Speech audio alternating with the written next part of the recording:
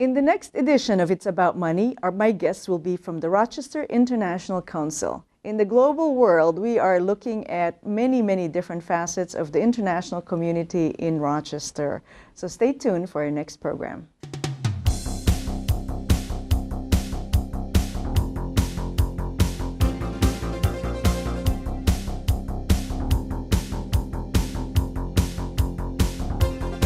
Hello and welcome to another edition of It's About Money. I'm Nannette Nocon and thank you for joining us. I am thrilled today that my guests are Josephine Perini and Mary Charipar, thank you, who are guests from Rochester International Council.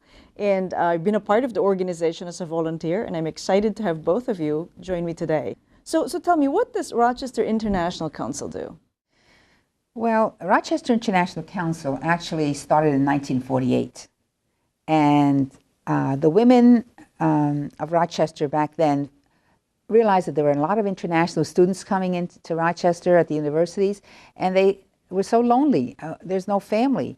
And they became host families.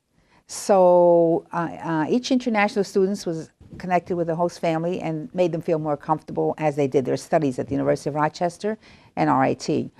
The other aspect of Rochester International Council is the International Visitor Leadership Program, which 10 years ago, when I retired, I got involved with, and practically sometimes every week, a delegation comes here and I prepare their high-level professional program. Those are the two major focuses of RIC.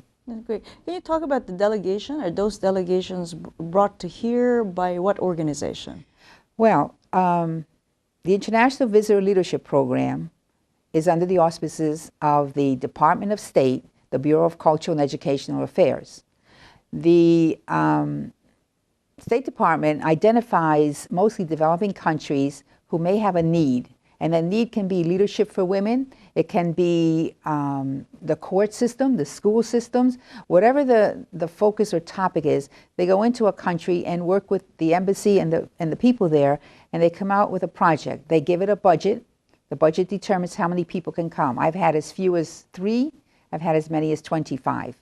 And they hire interpreters who go with them. And then they stay in this country for 3 weeks, about 4 to 5 days in Washington, and then 3 other cities. I have to write a proposal. For example, let's take women leadership. Or NGOs is another one, as I just had. And I'll say, these are the resources that I can provide for you in Rochester, New York. And then they look over the resources I've provided, which generally they rate at a very high level. And then they piece it together like a puzzle to determine which city should they be visiting in the U.S. to have the full experience. And then, if I am told the project is yours, then I go through and prepare the program. Last year, we started on another program funded by Congress. It's called Open World. After the Soviet Union fell apart, Congress decided we need to have people from Russia realize a lot of different democracy and all these different points, how to run an organization, and think volunteerism, which didn't exist, and so on. And then that program is a little different. It's the folks stay here for 10 days.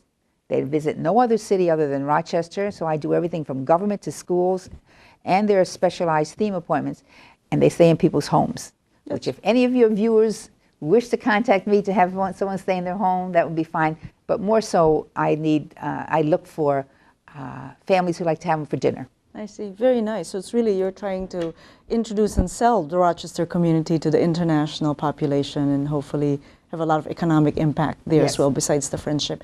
And Josephine, you are the president of the board of the Rochester International Council and totally a volunteer. Totally. Yeah. The State Department does send funds back, but for the past 10 years, I've always let them go to the organization. I don't take any. Oh. How gracious of you. That's wonderful. So Mary, you've been a volunteer for the council for a long time. I have, about 25 years, and it began when our children were in high school and we had exchanges with French students. And then we had a student from Denmark live with us for a year.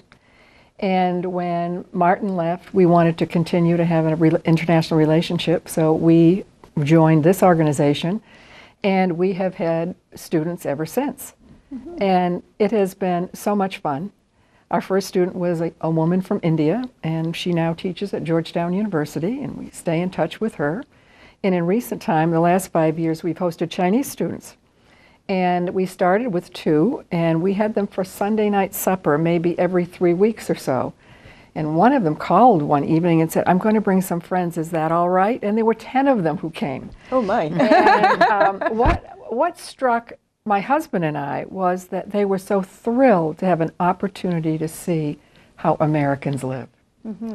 So this gang of 10 came maybe once a month during the year. And in the end, they were cooking for us. Oh, how nice. It was. It was very fun. And then 2 of them stayed with us for the last 4 years, just leaving Rochester to take jobs at Google. It's a Chinese couple, and they actually married here. And now they're off on their way, and we had an opportunity to catch up with them in San Francisco in the wintertime. So we're totally a part of this. And to just add to what Josephine said, she called on my husband and I last summer and said, "Could you host a dinner?" And we said, "Sure." She said, "The delegation is from Bahrain, and it's on deaf education. So the 2 delegates are deaf." So it happened to be one of those 90-plus degree days. We were also told that they were Muslim and we must cook halal-type food, no meat and whatever. So we put this lovely vegetarian dinner together, and I was thinking, how is this going to go? They can't hear. And as it turned out, with them, they had a signer who took Arabic and signed in English, and then an interpreter who took that out of the sign and spoke to us. Oh my goodness. We had so much fun. I was so surprised when they left because I thought, how is this going to go? And it was just a delightful evening. Well, that's great. I'm sure it's an experience that has given them such warmth from our community. And it enriches us. The delegates who accompanied them from the State Department actually were close friends with a man who my husband went to college with. Oh my goodness. And he actually also hosts international delegations. So you realize through this that sometimes it's a very small world. Yeah, that's fantastic. So we are actually great hosts because of volunteers like yourselves. How many people participate in as volunteers? I mean, I'm sure there's very many, probably ebbs and flows depending on the time. In addition to the one that we would hope some of your listeners will call us about, to host someone for dinner, as you heard the deaf delegation or anyone else, they can tell me what country they want them from, what types of foods and so on. The other one, believe it or not, is drivers. Because the State Department will pay for their transportation for business, professional appointments. But after hours, whether it's going to shopping malls or whether it's going to the museums and things of this and all, we get volunteer drivers. So we probably have dozens of those. You know, some outstanding, several outstanding ones that whenever I call, they're always available, you know, to take people. And then, of course, for the whole organization, that's just with that program. The program with the students at the universities, a tremendous amount of volunteers needed specifically to provide food, because we have major picnics and we have a lot of line dancing. We have chili that people make and things like this, and also we have a lot of volunteers helping out with the food on those programs. So really, in a lot of these events, it's in-kind donation and also just time to help people out. And when you talk about State Department, I mean, it sounds obvious to us, but perhaps our audience may not know. So State Department is where Hillary Clinton is the Secretary of State, Madeleine Albright. So it's really that wing of the government that funds these types of programs. But not entirely, I'm sure. It's just. But, well, I'll tell you, it's interesting because one would think, you know, our taxes going for this, but the results, what happens as a result of people coming here, changing the whole government and politics. Tony Blair, Indira Gandhi, Anwar Sadat, these are people who have been in this particular program. Actually, the current president of Germany, Schroeder, the one that just left from France, Sarkozy, and so many others. So when they go back, they look at our country and absorb and take over our democratic concepts and so many others. I have a lot of people from the Middle East.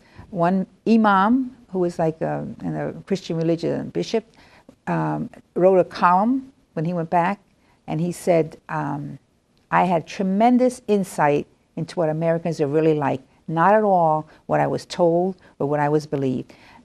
He said they are diverse, they're generous, they're kind, they're open-hearted, and he said they just are an entirely different group of people from what we think.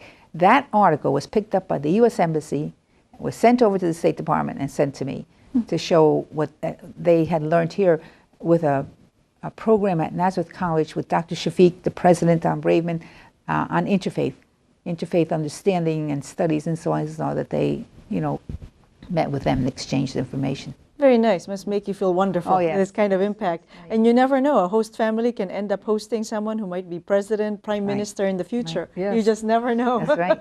That's fantastic. So how are the activities funded? I mean, for the students, there really isn't money that's coming from State Department, right? I mean, they're affiliated with some schools. I mean, how do you fund the programs?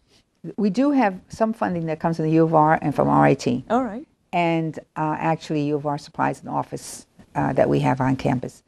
And the funding, a lot of it you have to, is the word rationalize. You have to explain how you're going to spend this money that comes in for what, and so on. And so this is how, for example, our newsletter that we are able to put out is funded because I write articles about these programs, and so therefore this can be covered there. Even our annual report and so on, we put on the line, this is funded by, State Department and so on. But we do have members. We have, we can say round number, around 200 members, and we ask for members. Obviously, some people give us more, which is very much appreciated. But that's basically where the funding comes from. We are going to start this year and work on a campaign to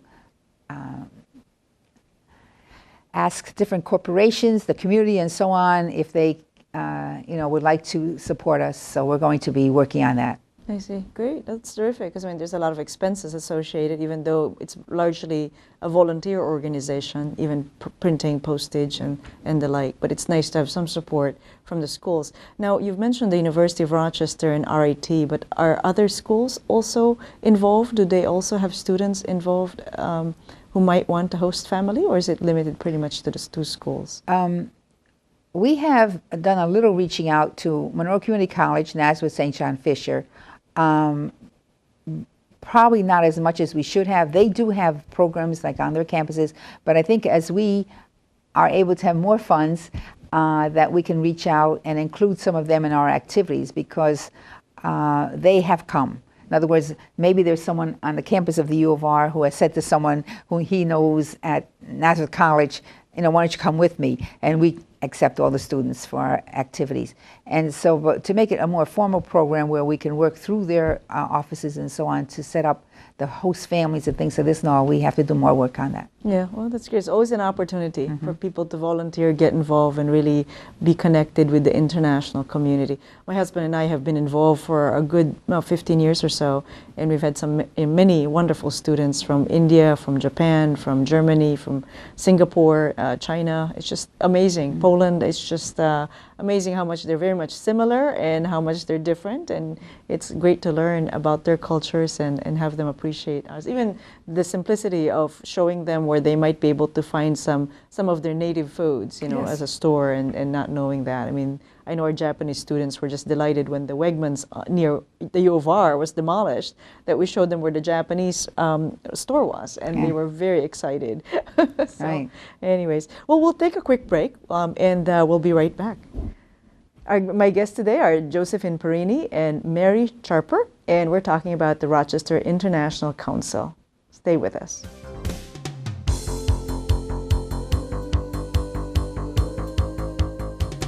Things can come and go quickly these days, but one thing has been sure and steady, and if you haven't noticed, it's been on the air for over 10 years now. Nannette Nocon has been a Rochester Public Access television fixture. With her highly accredited financial background, viewers are sure to learn some tips of the trade. Her show, It's About Money, has been educating, informing, entertaining, and inspiring viewers since 1996. She and her guests have been giving valuable advice on how to invest, spend, and save your hard-earned money. And who's not interested in money? So tune into your public access station for a new monthly episode of It's About Money for Rochester's finest in finance.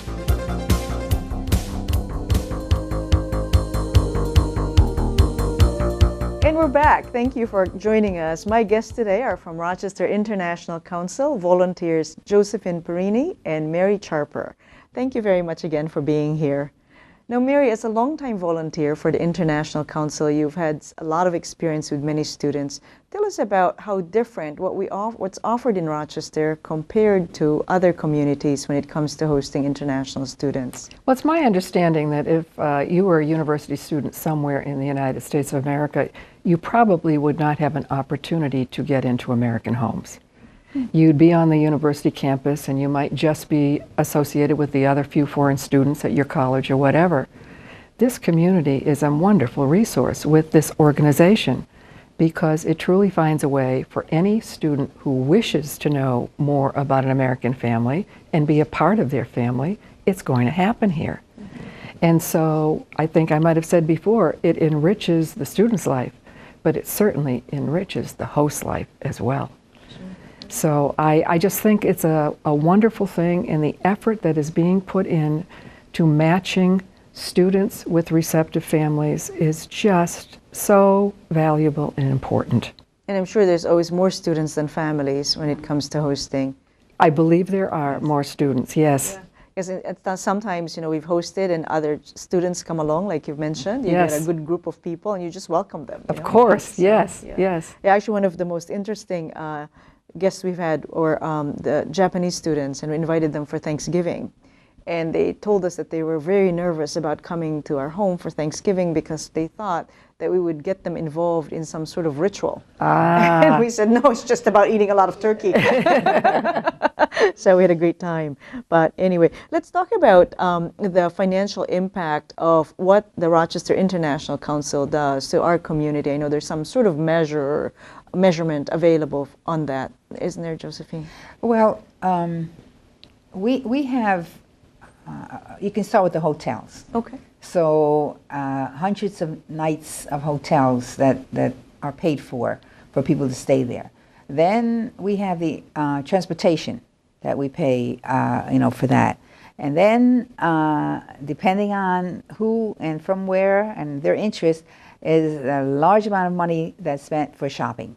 Because obviously it's, for almost all of them, it's their first time to the U.S. And so they fill up their suitcases and they may go. I remember one delegation, we ended up in the dollar store and they, oh my gosh, how many things that they got, quote, for the dollar. And generally speaking, those types of stores is where they'll go. And then at museums, fortunately, we have some great people here that give us complimentary tickets there, and that can be in, like the Strong, the Science Museum, Moore Art Gallery, and then the Philharmonic. Wonderful, wonderful, wonderful, because we have a lesser price ticket. And do they love the Philharmonic concerts? Just incredible. That's great. When I can fit that in, because sometimes when they're not here that long, we don't have a night, because we always try and have one night for home hospitality. Oh, good. But so all this money then is brought into the community from these programs. Yeah, that's fantastic. So really there's that impact, not to mention the possible future impacts of what they do business in the United States, not only in Rochester, but that introduction. So in terms of financing, I mean, it's funded by the university and RIT and donations, the State Department. What is the budget of the International Council? We were in the 60,000. I think we're creeping up a little bit. Okay. And this is what we're going to also review in terms of how we spend our funds, and looking at more of trying to bring more money in from individual people that believe in the whole international concept and the value of, as Mary said, this program here and what it can do for the community. And so we're looking for, if there's anyone out there that has good skills at grant writing and things like this, we would love to have you on our team. No, great. That's great. Truly, the cause is just magnificent. I mean, I've been involved as a volunteer for many years, but not know the depth of what really the organization does until you've shared that. And what a wonderful compliment to our community. I guess I never thought about that. I just sort of took it for granted, you know, that all communities do what is done in Rochester. Yeah, that's very nice. So is there a memorable experience? What is the most memorable experience you've had, Mary, as a host that you and your husband have had? I'm sure there are so many. So many. And you stay in touch with some of the people. We do stay in touch. We do stay in touch. I think around the Christmas season, because that's such an important holiday for so many of us, that it's so much fun when you can invite them in for a part of your festivities. And one year, one of our guests had purchased cheap flutes, and then he got us music so that we could, just by looking at the colored dots or whatever, play these little flutes, and actually a melody of a Christmas carol would come out. And I think we had 10 Chinese students with us that time. And one of them stopped and says, no, wait, where's your printer? So she went upstairs to the printer because she wanted bigger sheets that we could easily follow. And we laughed and laughed and laughed. And I know they left having had a great winter Christmas experience with us. Oh, that's a lot fantastic. of fun. And it doesn't take a lot of money to do. I mean, it's really, you know, it's great because you host them, come to your home and share your home. I have an interesting experience, a little different from hosting. I had an appointment with a delegation at the School Without Walls. And we had the students there. And by the way, this is outstanding as far as when they hear from the students, because they are really impressed with, you know, our students. And as the delegation was introducing themselves, this one young man yells out, "Are you Ashish, the VJ in Malaysia or something?" And he says, yes, this student at the School Without Walls listens to him on whatever this new technology is. I don't know how they listen to him. That's what they call him, VJ, virtual disc jockey or something. Oh, okay. But he was a disc jockey on the air of some type that he was able to hear here. Well, he ran out of the room. He brought in 2 or 3 other students from that country, by the way. They were international students here in Rochester from that country. And what an experience. They got autographs, pictures, and everything else, just to say, here he is in front of me that I listened to. It was very exciting. You know, we actually had a Polish student, similar story, and he had this actor that he admired, and he's a musician. The young man was a musician, a student at the Eastman School of Music. And someone from Las Vegas saw his video at YouTube and said, if you come here to the United States, I will hear you play, and we'll see what we can do. So he comes to Las Vegas, hears him play, and says, you're very good. I'd like you to apply to the Eastman School of Music. If you get in, I will make sure all your tuition is paid for. Oh, my. So he gets in, and this person from Las Vegas is paying for his tuition. But anyway, this young man says, there's this actor that I really admire in Poland. And I thought, wow, what a great actor. And he was at the little theater, and he saw that the actor was coming to town. He thought, I'd never have a chance to meet this person, but because of the Polish Film Festival, we had this actor come to town. So you're right, there's a lot of these connections. You'd never know that it happened right here in Rochester. The networking and connections, very, very valuable, very important. Yeah. So you've been involved with the organization a long time, even before you retired as a school teacher, Oh, yeah. right? I used to be part of the organization as a member, doing things with the students and so on like that. Yeah. And then I was in West Roanoke as a guidance counselor. And so when I retired from there, I took on this, which takes a lot of time. Yes, yes, that's right. And that's one thing that's, among many things that's wonderful about living in this community is the spirit of volunteerism and the generosity of our people. You know, it's really nice. Yeah, and just to, I really believe that if we have more international understanding, citizen diplomacy, that we would have more peace in the world and less of the conflicts and misunderstandings and so on. And it's only done through people to people, in my belief. It's not governments and laws. It's people to people. When you know someone, just as this man that I mentioned that went over and wrote a column and said, I really see what Americans are. And generosity is one of the big words. They love going into people's homes, into the, for dinner. And this last delegation that I had come under Open World, and I said to them at the end, what would you say in one sentence And one fellow who spoke English very well said, I was impressed by the open-hearted Americans for the open world delegation. So that was nice. Yeah. Very fitting. Yeah. That's terrific. That's terrific. I'm sure. And then you share this information to the members of the council, right? Probably not enough. Not we enough. Should do more. Yeah, because Should there's do a lot of more. really wonderful things. Yes. I'm just really delighted that both of you are here to share more of this story to many of our viewers. You know, I'm sure many people have not heard of the International Council. And now, in the past, it had been called as Rochester International Friendship Council, Yes. right? But removed the friendship. When it was started in 1948, it was the Friendship Council because of the connection with the universities and the host families and so on. And then someone decided to, drop that out. And I'll tell you true stories, how many, dozens and dozens of people I've talked to about the organization. I've never heard of it. I said, did you ever hear of the Friendship Council? Oh, yes, I used to be a member. So we have to get our brand, our name there so we can be memorable. Like back then, it was the Friendship Council. Yeah. Oh, that's great. Yeah, you have to put the tagline of The friendship tagline. somehow. Right. You need a marketing volunteer. Yes, that's another one. That's terrific. That's terrific. How about can someone get involved without the means of getting involved? I mean, financial means. I mean, are there people who volunteer who don't have the means to make a donation? But like you said, membership is $35, right? So it's pretty reasonable.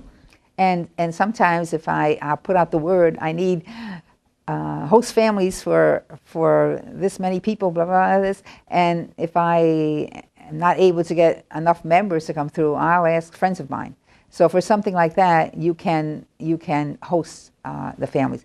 To have a student, they have to be a member of the organization. I see. It's only for for the students. Sure, safety, and you've got to have some sort of after all, you're hosting somebody from a foreign country. You'd want to do that, and it sounds to me like most of the students are very grateful, for the experience and all that. Very grateful. Yeah. Actually, in our own experience, one of our students from the Eastman School met them in New York City because she's going to school there now, and it's neat. We're meeting one of our students from Germany, in Italy. So a lot of really wonderful lifelong connections are made. Exactly. And it's really starting out by inviting them over for dinner and that kind of thing.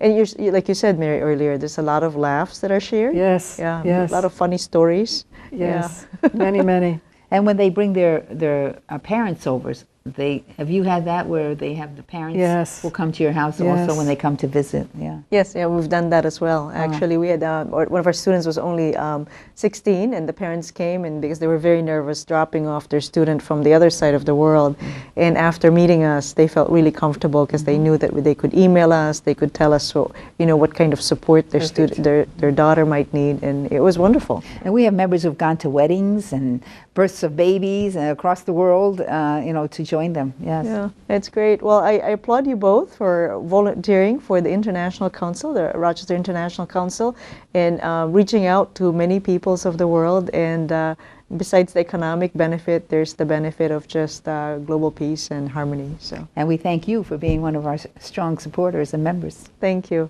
Thank you very much, Josephine Perini and Mary Charipar. Thank you for being my guest. And thank you for listening in, and hope you get connected to the Rochester International Council, and their website's right there on our screen. Thank you. Until next time, I'm Nannette Nocon. Thanks for tuning in to today's show. If you have any questions for It's About Money, please email Nannette at nnocon@aol.com. This program was produced through Penfield Community Television in Penfield, New York.